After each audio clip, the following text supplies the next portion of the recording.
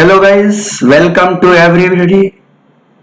Today our topic like that energy flow in ecosystem. Energy flow in ecosystem is a very important for you. Basically in this topic we are going to discuss several kind of clue about the ecosystem. Ecosystem में energy flow ecosystem का function है। जैसा कि आप पिछले दिन देखे थे, प्रोडक्टिविटी और डिकम्पोजिशन, उसकी अगली कड़ी है एनर्जी फ्लो। अब यह एनर्जी फ्लो जो होता है इकोसिस्टम में, वो फूड के द्वारा होता है। फूड के द्वारा कैसे इको फ्लो एनर्जी फ्लो होगा तो आप जानते होंगे, ये फूड चेन के द्वारा होगा। फूड चेन, ये टेरेस्ट्रियल फूड चेन और ये aquatic food chain. Food chain में जो सबसे नीचे ये प्राइमरी प्रोड्यूसर, फिर primary consumer, secondary consumer, tertiary consumer and quaternary consumer. ये फूड चेन फूड वेब बनाएंगे और ये फूड वेब में ट्रॉपिक लेवल होगा। ये पहला ट्रॉपिक लेवल, ये दूसरा ट्रॉपिक लेवल, ये तीसरा ट्रॉपिक लेवल, ये चौथा ट्रॉपिक लेवल। फिर अब ये जो फूड चेन होगा वो टेरेस्ट्रियल और एक्वेटिक इकोसिस्टम दोनों में इंटरमिंगल्ड करेगा। देखिए कैसे फ्रॉग टेरेस्ट्रियल इकोसिस्टम और एक्वेटिक इकोसिस्टम के बीच की कनेक्टिंग कड़ी है। एनर्जी का फ्लो कैसे होगा, उसका यूनिवर्सल मॉडल क्या है एनर्जी फ्लो का, ये देखिए। और आपका चिर परिचित मेढक में किस प्रकार एनर्जी फ्लो हो रहा है, ये देखिए। इंजेक्शन से एसिमिलेशन, एसिमिलेशन के दरमियान रिस्पायरेशन के रूप में लॉस ऑफ एनर्जी, और उससे आगे फिर प्रोडक्शन बायोमास का। और अगर मेढक को कंज्यूम किया, प्रोडक्शन किया, तो इसकी एनर्जी उस ऑर्गेनिज्म में चला जाएगा। इस प्रकार आप देख रहे हैं कि इस टॉपिक में आज के वीडियो में हम लोगों ने क्या फोकस किया है। Let us now start in detail.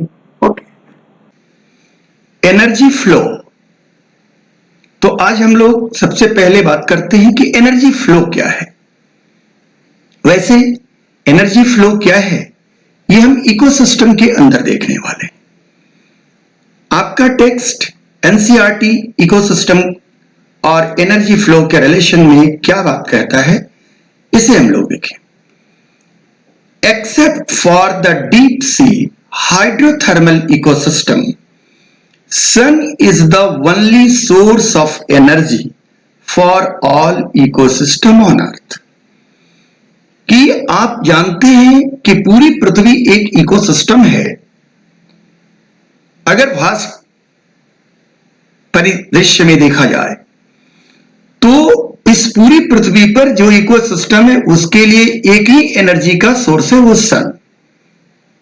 लेकिन जो समुद्र की गहराई में, समुद्र के तली में, समुद्र की पेदी में जो इकोसिस्टम रन करते हैं उनमें यह एनर्जी नहीं आती है। और वैसे इकोसिस्टम को हम लोग कहते हैं हाइड्रोथर्मल इकोसिस्टम। याद रखना है, हाइड्रोथर्मल इकोसिस्टम के लिए सोर्स ऑफ एनर्जी क्या है, geothermal energy. Of the incident solar radiation less than 50% of it is photosynthetically active radiation या पार।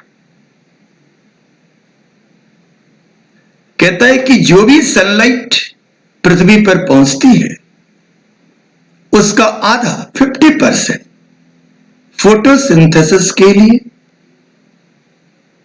उपयोगी। आधा कहने का सेंस, आप जानते हैं कि विजिबल स्पेक्ट्रम के ही सनरेज को फोटोसिंथेसिस के लिए उपयोगी माना जाता है, उसे आप पार कहते हैं। We know that plant and photosynthetic and chemosynthetic bacteria autotrophs fix sun radiant energy to make food from simple inorganic material. आप भी जानते हैं कि carbon dioxide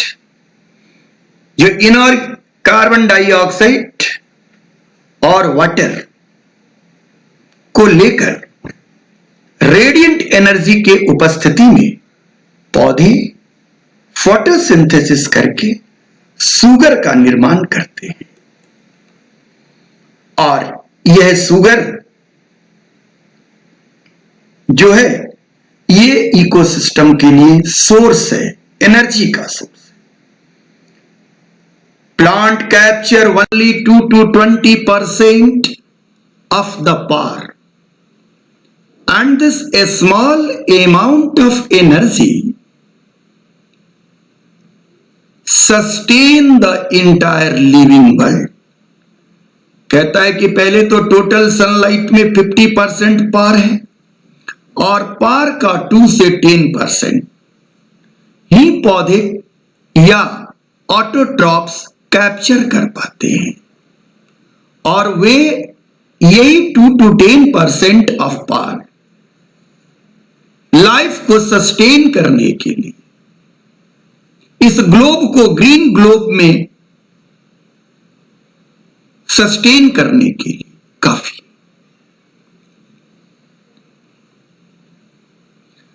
So it is the very important to know how the solar energy captured by plants flow through different organism of an ecosystem। बातें समझ में? All organism are dependent for their food on producer।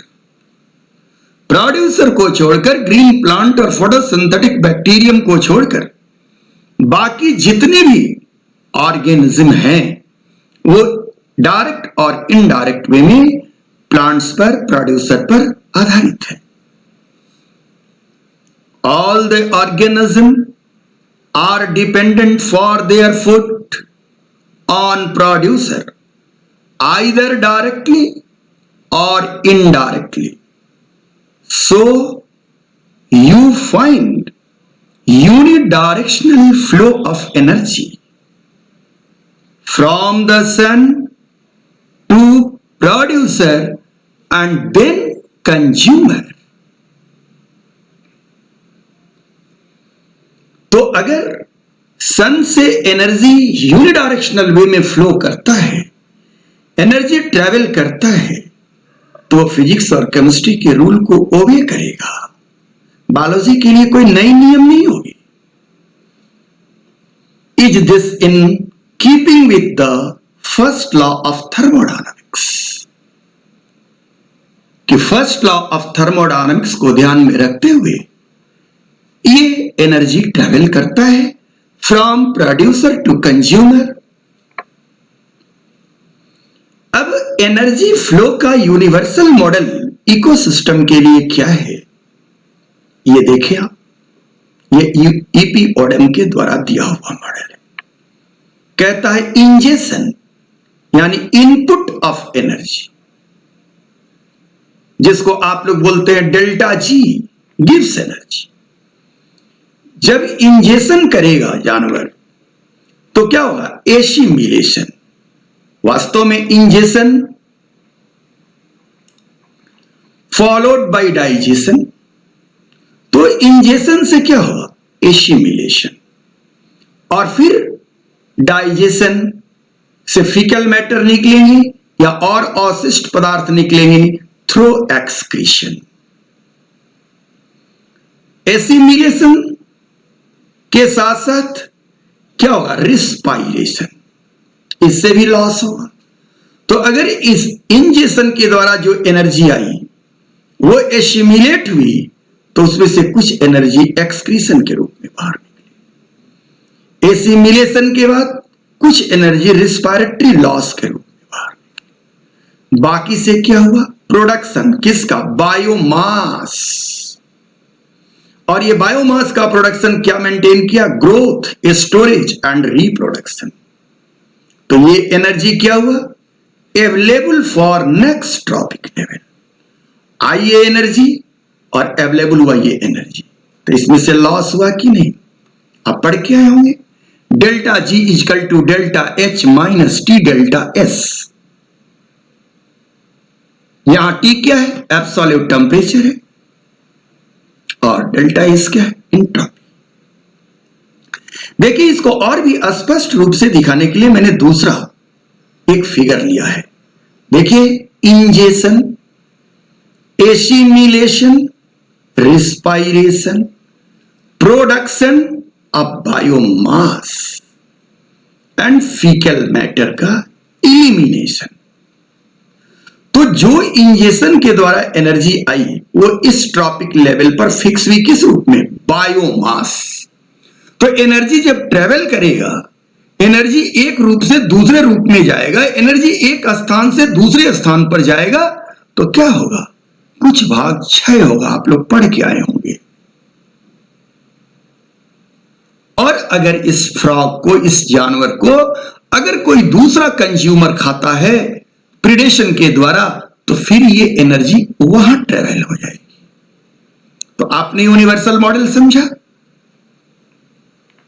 अब energy flow in ecosystem, जिसको बात हम अभी कर रहे थे, उस पर स्पष्ट बात देखें। Law of physics and chemistry apply to the transformation of energy and matter within the ecosystem, particularly energy flow. तो लॉ ऑफ थर्मोडायनामिक्स के ही इर्द गिर्द हम घूम रहे हैं कि एनर्जी फ्लो के लिए कौन सा लॉ लगेगा, थर्मोडायनामिक्स।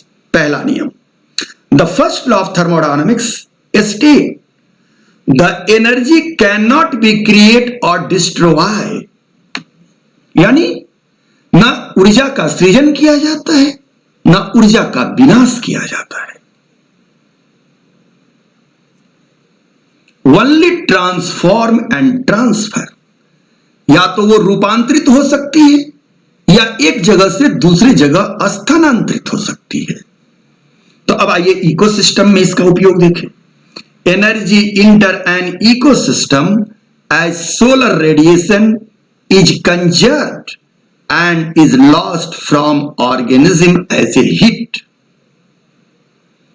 ऐसा नहीं है कि सेकेंड लॉ थर्मोडायनामिक्स का इकोसिस्टम नहीं फॉलो करता है, करता है।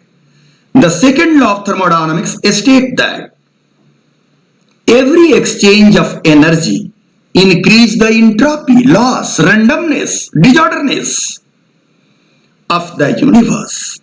In an ecosystem, energy conversion are not completely efficient. यहां भी 100% efficient नहीं होगा, क्योंकि आप जानते ही होंगे in the term of energy no any system of the world is 100% efficient except hypothetical Carnot cycle. So how can ecosystem efficient in the term of energy? Loss होगा, entropy होगी। यह इंट्रोपी इकोसिस्टम में energy जब एक trophic level से दूसरे trophic level पर जाती है तो हीट के रूप में लॉस करता है। Further, ecosystem are not exempted from the second law of thermodynamics. ये बात समझा रहा था। They need a constant supply of energy to synthesize the molecule they require to counteract the universal tendency toward increasing disorderliness. Entropy को ही डिजॉर्डरनेस भी कहते हैं। तो आप लोगों ने समझा कि इकोसिस्टम में एनर्जी का फ्लो होगा, सन से प्रोड्यूसर में आएगा, प्रोड्यूसर से कंज्यूमर में जाएगा, और प्रोड्यूसर और कंज्यूमर के डेथ एंड डीके के बाद वो डिकम्पोजर में जाएगा। ये हमारा, ये नीचे फिगर देखिए, सन से प्रोड्यूसर को ऊर्जा आई, यहां से प्रोड्यूसर से कुछ हीट के रूप में लॉस की, प्रोड्यूसर से कंज्यूमर में गई, फिर हीट के रूप में लॉस की, कंज्यूमर से डिकम्पोजर में आई, फिर हीट के रूप में लॉस की। ये रेड कलर, रेड लाइन से जो एरो दिखा हुआ है, यह एनर्जी फ्लो को दिखा रहा है। यह देखिए एक ही डायरेक्शन में, यूनिडायरेक्शनल है। लेकिन यही ये ब्लू कलर का जो लाइन है, यह मैटर, न्यूट्रिएंट्स के बारे में बात कर रहा है।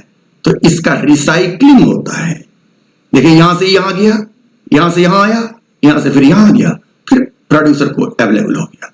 तो याद रखना है कि मैटर एनर्जी इकोसिस्टम की फंक्शन आपने जाना है ना कि 4 फंक्शन है। पहला प्रोडक्टिविटी, दूसरा क्या है डिकम्पोजिशन, तीसरा है क्या एनर्जी फ्लो, और चौथा रिसाइकलिंग ऑफ मैटर। तो मैटर की रिसाइकलिंग होती है और एनर्जी यूनिफ्लो डायरेक्शन में चलता है। The green plant in ecosystem terminology are called producer, बिल्कुल सही है। In terrestrial ecosystem major producer are herbaceous and woody plant, likewise primary producer in aquatic ecosystem are various species like phytoplankton, algae and higher plants। यहां कोई बहुत बड़ी बात हमें समझाने की जरूरत नहीं है। You have read about the food chain and food web। अब ये प्रोड्यूसर से कंज्यूमर और कंज्यूमर से ऊपर बढ़ता है, तो इसकी एक चेन है, श्रृंखला है, जिसे हम लोग कहते हैं फूड चेन। ध्यान रखेंगे फूड चेन के अंदर डिकम्पोजर को इंक्लूड नहीं करते, फूड वेव के अंदर डिकम्पोजर को इंक्लूड नहीं करते। The food chain and food web is the relation between producer and consumer for eating being eaten. Are you understand? आगे बढ़े। You have read about the food chain and wave that exist in nature, starting from the plants or producer. Food chain or rather wave are formed such that an animal fed on the plants or another animal and in turn is food for another। अभी बोल दिया था मैंने। The chain or wave is formed because of this interdependency। No energy that is trapped into an organism remains in it forever। बहुत सुंदर line है।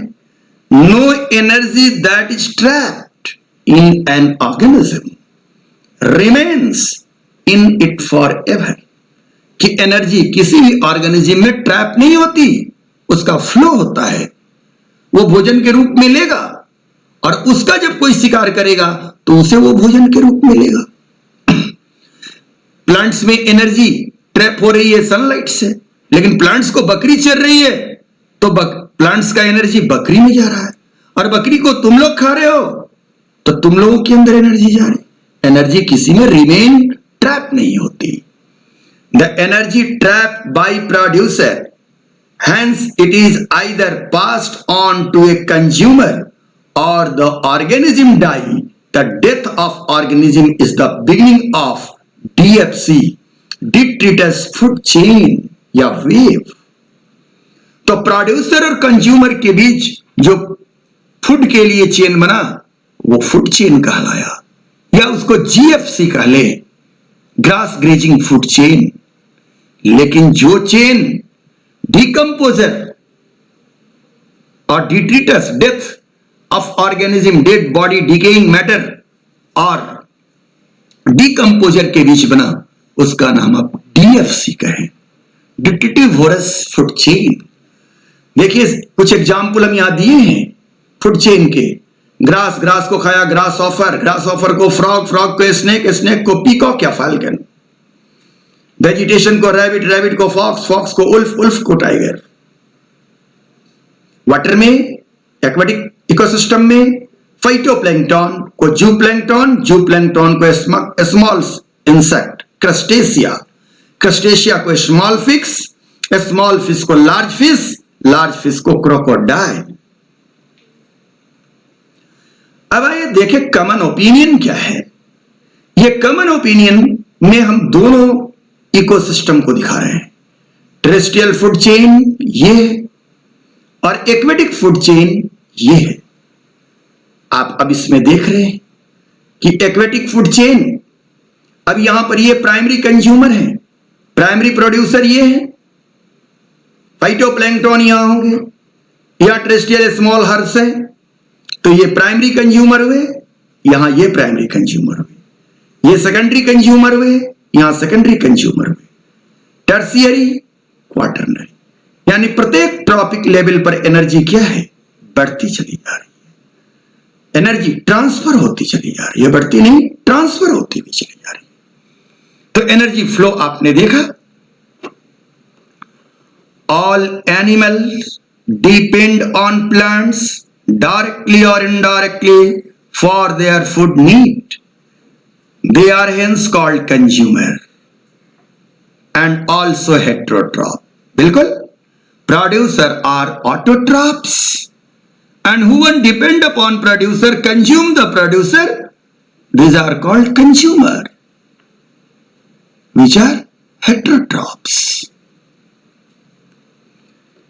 If they feed on the producer, the plant, they are called primary consumer. अब consumer कितने तरह के हो सकते? वैसे consumer जो plants को खाए डायरेक्ट तो primary consumer, या जिनको आप हर्बीवोरस कहते हैं। And if the animal eat other animal which in turn eat the plants और their product, they are called secondary consumer. बकरी हो गई प्राइमरी कंज्यूमर, तुम लोग सेकेंडरी कंज्यूमर।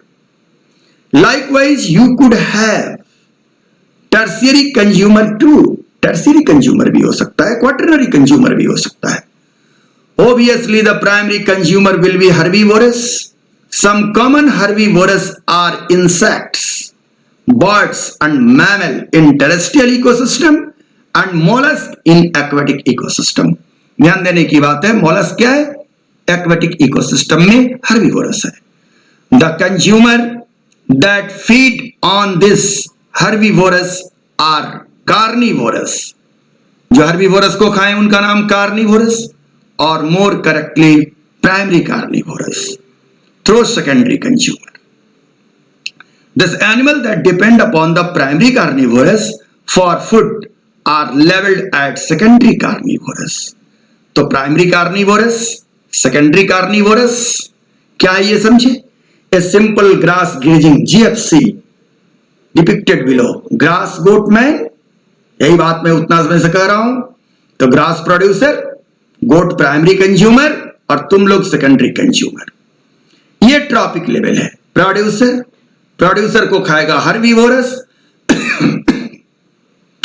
हर्बीवोरस को खाएगा प्राइमरी कार्निवोरस, प्राइमरी कार्निवोरस को सेकेंडरी कार्निवोरस, सेकेंडरी कार्निवोरस को ओमनिवोरस। ये ट्रॉपिक लेवल है। और डीएफसी के लिए क्या है? डिट्रिटोवोरस। अब प्रोड्यूसर का source of energy solar energy, herbivorous का source of energy producer, primary carnivorous का source of energy herbivorous, secondary carnivorous का एग्जांपल प्राइमरी कार्निवोरस, ओमनिवोरस का एग्जांपल, ओमनिवोरस का source several trophic level. Omnivorous कौन है? Human, rat, opossum, bear, raccoon, crabs etc. Green plant photosynthetic protist and bacteria producer, grasshopper, water flea, antelope, termite herbivorous, wolf, spider, some snake and barbels primary carnivorous, killer whale, tuna fish, falcon secondary carnivorous, man, rat omnivorous, fungi, many bacteria, earthworm, vulture, ये लोग क्या है? डिट्रिटोवोरस या decomposer. The detritus food chain DFC begin with dead organic matter. It is made up of the decomposer, which are heterotrophic organisms, mainly fungi and bacteria. They meet their energy and nutrient requirements by degrading dead organic matter या detritus. तो detritus का मतलब क्या हो गया? Dead organic matter. These are also known as saprotrophs, मृतोपजीवी। Saprophyte नहीं, saprotrophs. Decomposer secrete digestive enzyme and break down the waste material into simple inorganic material which are subsequently absorbed by them. आपने decomposition में सारी बातें पढ़ी हमसे। कि decomposition की पहला स्टेप फ्रेगमेंटेशन, दूसरा लीचिंग, तीसरा केटाबॉलिज्म, चौथा ह्यूमिफिकेशन और पांचवा मिनरलाइजेशन। तो यहां सेप्रोट्रॉप्स वो हैं, डेट्रिटोवोरस हैं, जो क्या करते हैं, फ्रैगमेंटेशन करते हैं by enzymatic action, breakdown.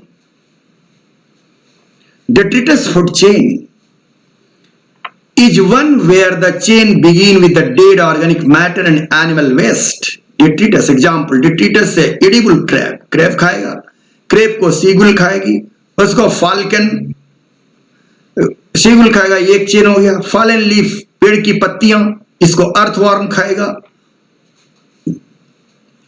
hawk, और तब इसको black birds और black birds को खाएगा hawk।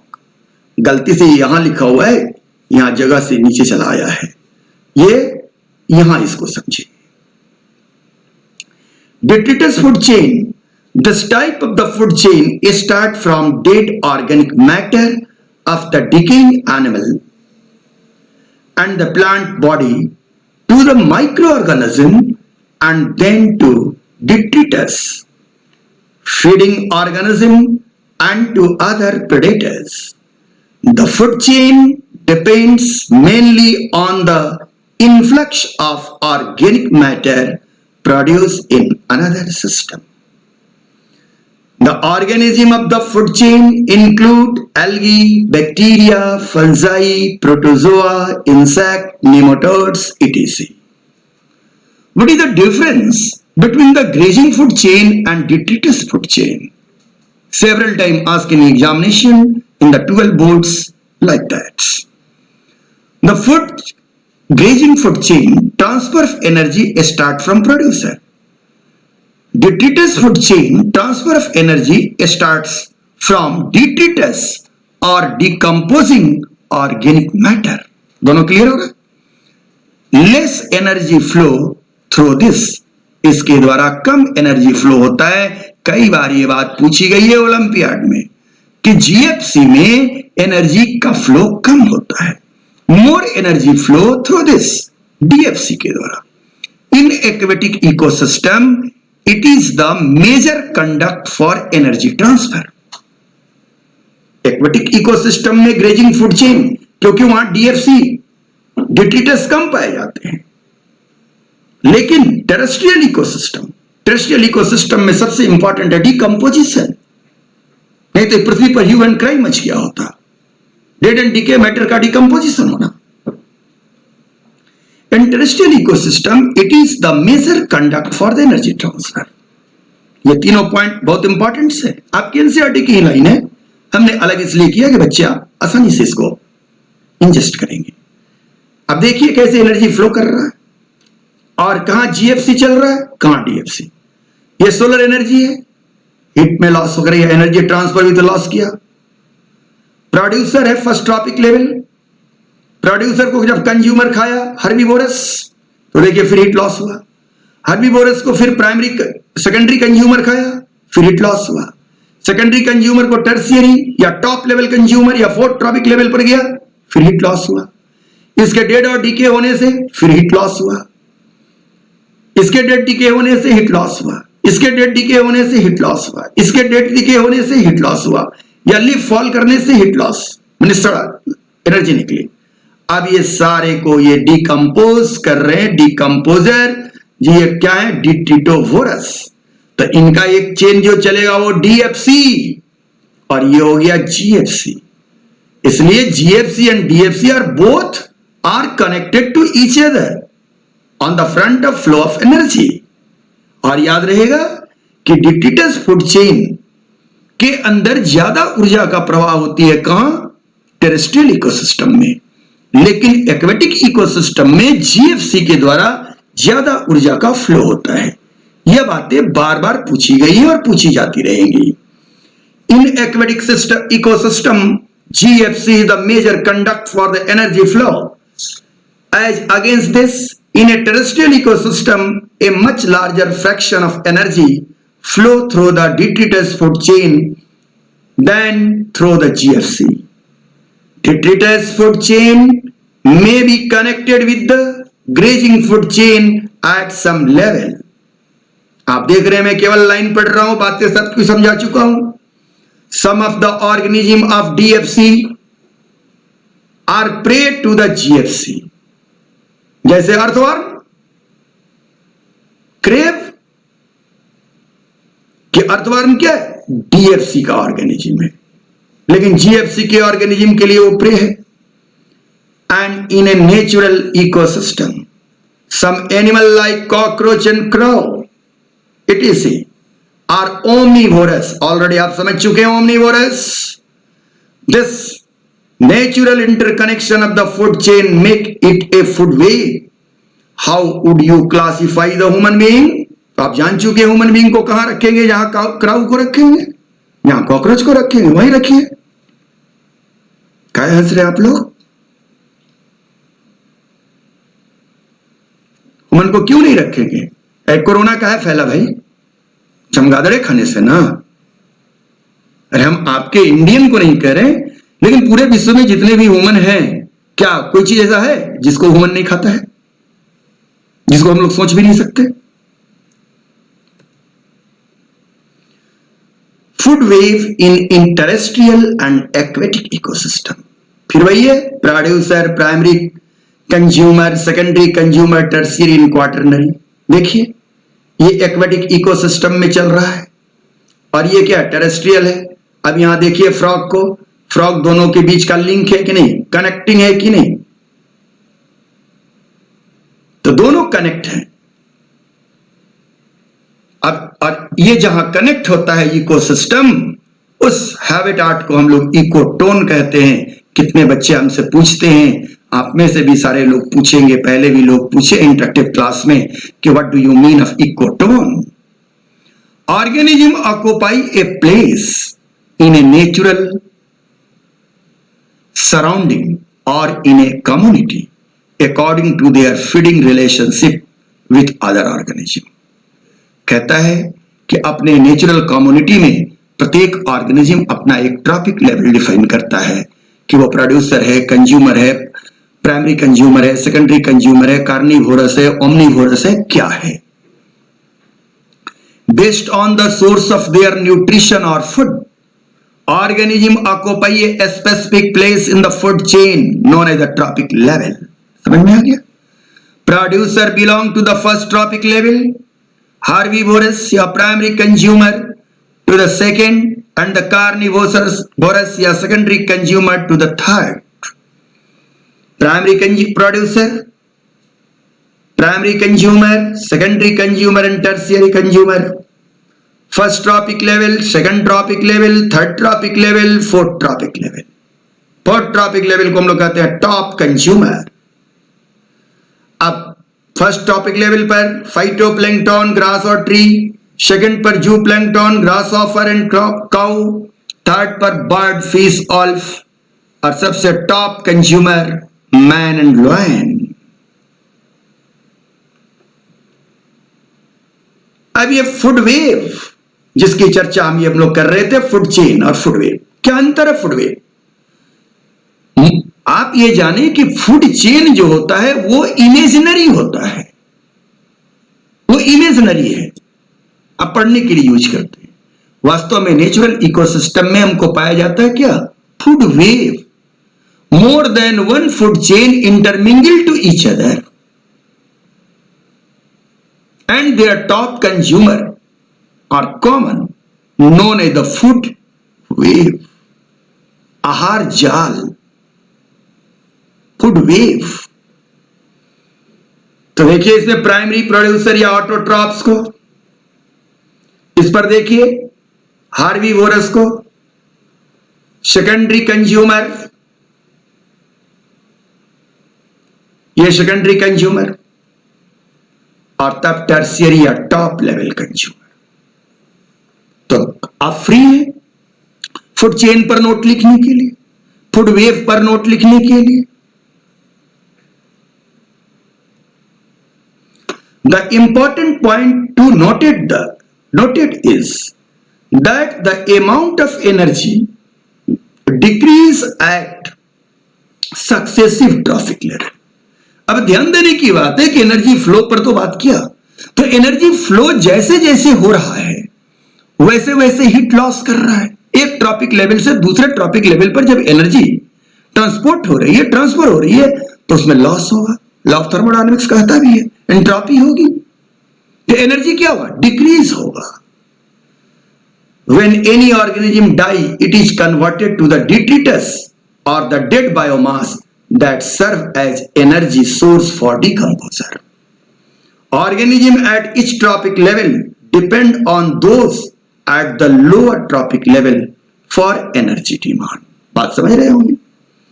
Each trophic level has a certain mass of living material at a particular time is called standing crop. ध्यान दीजिएगा, कई बार लोग पूछते हैं, सवाल भी पूछा गया है इस पर। Each trophic level has certain mass of living material at a particular time. Particular time में किसी भी ऑर्गेनिज्म के पास जो लिविंग मैटर है वो स्टैंडिंग क्रॉप है। किसके पास, लिविंग ऑर्गेनिज्म के पास standing crop. This standing crop is measure as the mass of living organism. Clear हो गया? और मास ऑफ लिविंग ऑर्गेनिज्म का नाम बायोमास। तो स्टैंडिंग क्रॉप और बायोमास में क्या अंतर है? अब बायोमास दो तरह के होते हैं, फ्रेश बायोमास और ड्राई बायोमास। तो फ्रेश बायोमास को स्टैंडिंग क्रॉप कहते हैं। The standing crop is measured as the mass of living organism or the number in a unit area. This biomass of a species expressed in the term of fresh or dry weight. Measurement of biomass in the term of dry weight is more accurate. तो dry wait को आप क्या कहेंगे, biomass तो कहेंगे लेकिन standing crop नहीं कहेंगे। ध्यान देंगे, कहने का मतलब क्या है, एक आदमी को जिंदा जला दीजिए तो उसका राख मिलेगा, वाटर सब निकल गया, तो standing crop minus total water equal to dry weight biomass. Biomass is a organic material in a ecosystem. Total ecosystem का biomass. The number of trophic level in a grazing food chain is restricted as the transfer energy follow 10% law. Where? कहां? GFC में। ये नहीं कि किसी ecosystem में कह दीजिए, किसी फूड चेन में नहीं, GFC। इस 10% लॉ को लिंडेमान लॉ कहते हैं। Only 10% of the energy is transferred to each trophic level from the lower trophic level. यानी प्रोड्यूसर में जो एनर्जी ट्रैप हुआ है उसका 90% लॉस्ट कर जाएगा, ओनली 10% कंज्यूमर में जाएगा। क्लियर? अगर वो हर्बीवोरस है तो उसका 10% प्राइमरी कार्निवोरस में जाएगा, उसका 10% सेकेंडरी कार्निवोरस में जाएगा। यानी 100 किलो फाइटोप्लैंक्टन को अगर जू प्लैंक्टन खाता है तो उसके मास में 10 किलो की वृद्धि होगी। अब बायोमास पर बता देते हैं, एनर्जी से ही बायोमास रिलेटेड है। और 10 किलो जू प्लैंक्टन को स्मॉल क्रस्टेशिया खाता है तो उसके शरीर में 1 केजी बायोमास बढ़ेगा। और अगर क्रस्टेशिया 1 केजी क्रस्टेशिया को स्मॉल फिश खाती है तो उसमें कितना बढ़ेगा, 100 ग्राम। लार्ज फिश खाती है तो 10 ग्राम, और उस लार्ज फिश को तुम खाते हो तो 1 ग्राम। यानी ये एनर्जी कितना, 100 केजी से चली थी, बायोमास 100 केजी से 1 ग्राम पर आ गया। अब ये चीज एनर्जी के टर्म में यहां समझना है। एग्जाम्पल बायोमास का इसलिए हमने आपको दिया कि आपको आसानी से समझ में आए। In nature it is possible to have so many level, producer, herbivorous, primary carnivore, secondary carnivore in the grazing food chain। देखें ये सन है, यहां से एनर्जी आई प्लांट्स को, प्लांट से हार्बिवोरस को, इससे कार्निवोरस को, इससे टॉप कार्निवोरस को, और डेड एंड डिके करने के बाद डिट्रिटोवोरस को। तो यही फ्लो है, ऊपर में जीएफसी। तो डीएफसी में 10% लॉ की बात नहीं चलेगी, कहां चलेगी? जीएफसी। 10% लॉ का नाम Lindeman law. Lindemann 10% law of energy flow. Lindemann 1942 put forth 10% law for transfer of energy from one tropic level to the next. According to this law, during the transfer of organic food from one tropic level to the next, only about 10% of the organic matter is stored as a flesh. The remaining is lost during the transfer or broken down in respiration. शायद आप समझ रहे होंगे और खुश हो रहे होंगे। Plant utilize sun energy for the primary production and can store only 10% of utilized energy as the net production available for these herbivores. When the plant are consumed by animal, about 10% of energy in the food is fixed in the animal flesh in the form of biomass, which is available for the next tropic level. Carnivorous. When a carnivore consumes the animal, only about 10% of energy is fixed in its flesh for the higher level. अब हमारा मछली वाला example आपको और अच्छा से समझ में आ गया होगा कि फाइटोप्लैंक्टन से जूप्लैंक्टन 10%, 90% लॉस्ट, जूप्लैंक्टन से क्रस्टेशिया 90% लॉस, क्रस्टेशिया से small fish 90% loss, small fish से big fish 90% loss, big fish से human 90% loss. So at each transfer of 80 to 90% of the potential energy is the dissipate as heat. Second law of thermodynamics, where only 10 to 20% of energy is available to the next tropic level. तो आपने देखा कि no exemption आपकी किताब लिखती है कि first law of thermodynamics को तो फॉलो करता है इकोसिस्टम, लेकिन ऐसा नहीं है कि सेकंड लॉ को एग्जम्प्ट करता है, सेकंड लॉ को नहीं फॉलो करता है, दोनों को करता है. एनफ इसको हमने देखी, 1000 joule of solar energy plants लिया तो प्लांट्स में कितना आया? 10 जूल. ये 990 जूल क्या हो गया? रिफ्लेक्ट कर गया इन्वायरमेंट को. इस 10 जूल एनर्जी अगर यहां ट्रांसफर हुआ तो 1 जूल एनर्जी 9 जूल क्या हो गया? लॉस कर गया.